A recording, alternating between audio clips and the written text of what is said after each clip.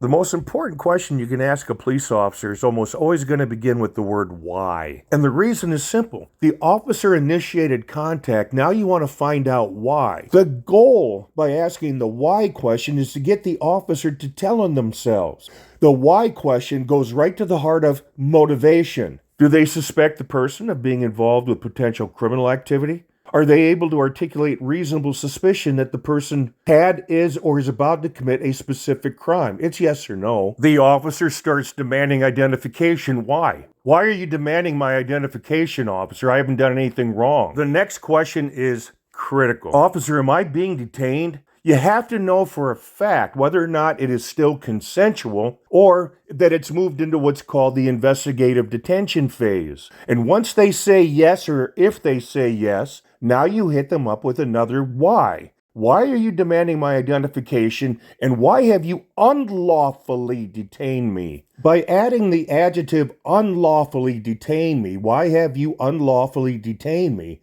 You're sending a very strong message to that officer. It shows the officer that you're not messing around. The one thing police respect, even though they might not admit it, is strength, personal strength. When someone has personal strength during an interaction with law enforcement, it's because they have knowledge. And how does a person acquire knowledge of the law? Well, I'll leave the answer up to you. But there's another reason why adding the adjective unlawful or unlawfully is so powerful. It calls the officer's bluff. I mean, if it's a bluff, it calls it big time. Put yourself in the officer's shoes. Imagine if the officer knows for a fact it's an unlawful detention, or at a minimum, they strongly suspect that it might be an unlawful detention, that they're on thin ice. It starts the process of short-circuiting their thinking process. And I know there's room there for all sorts of jokes. But it does. Now their brain starts going, uh-oh, and they're going 100 different directions. It's a psyops. You throw in a particular adjective, and it becomes a psyops, a psychological op. It does. Because the officer's going to be thinking, oh, this isn't a rube. This might be an attorney, or heaven forbid, it might even be a retired game warden.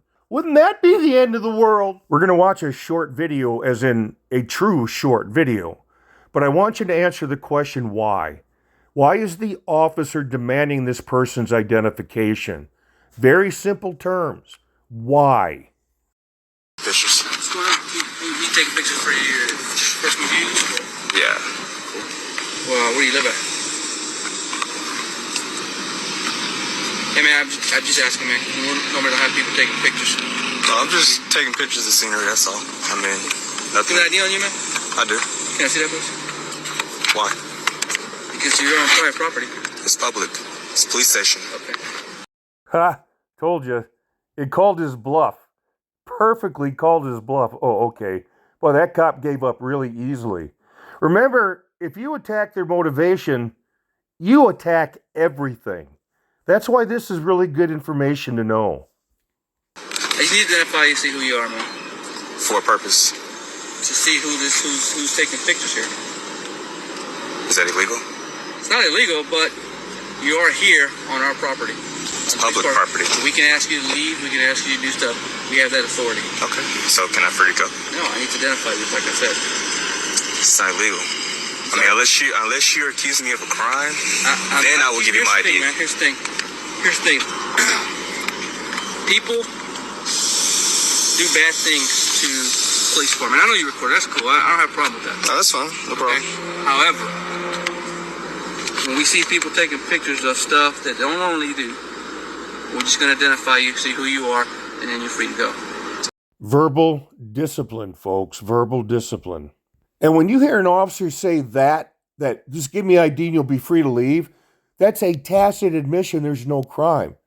Because it flies in the face of what cops do all the time, which is, I'm going to find a reason to arrest.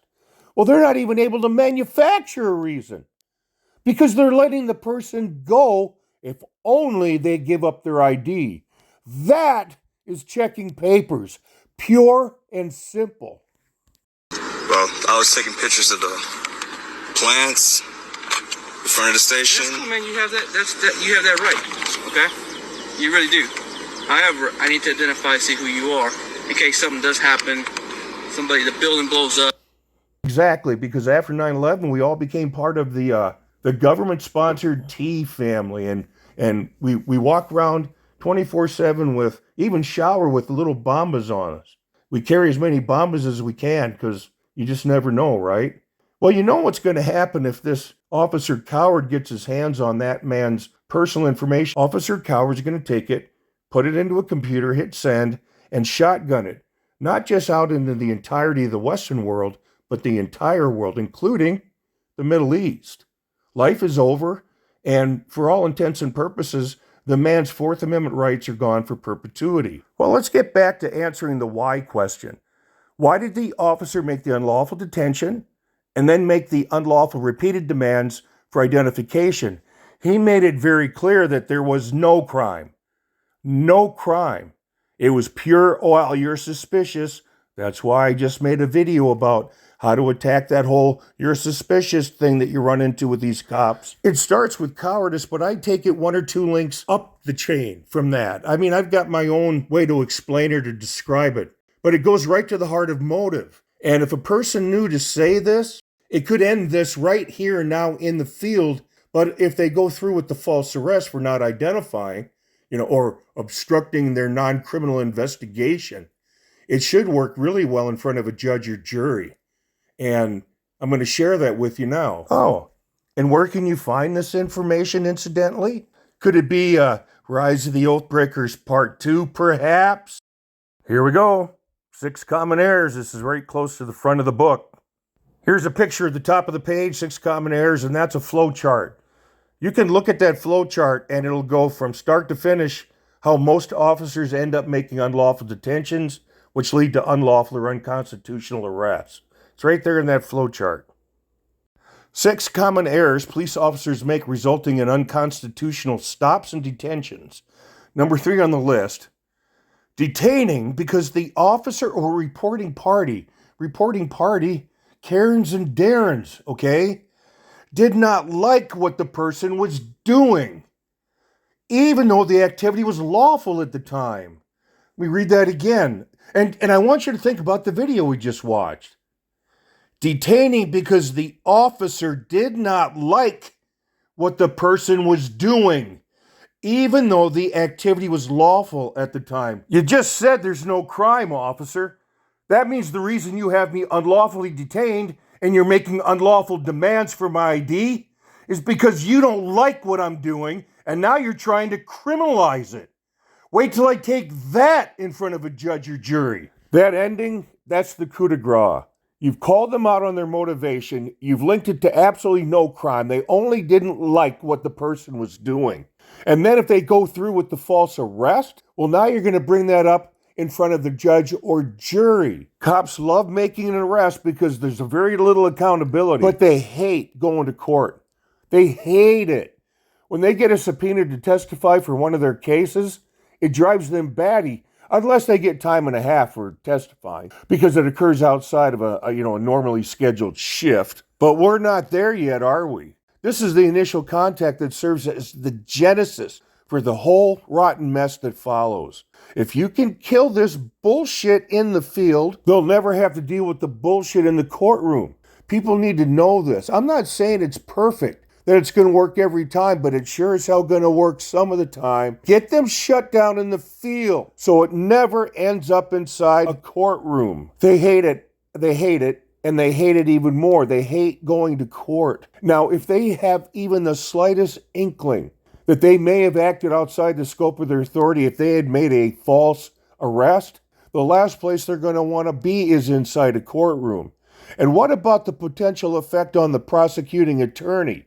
They watch a video where the person who's been falsely arrested has called the cop out on their motivation for making the arrest, that it wasn't related to any kind of criminal activity. Do you think they just won the case? Do you think there's a really good chance that they just beat the system?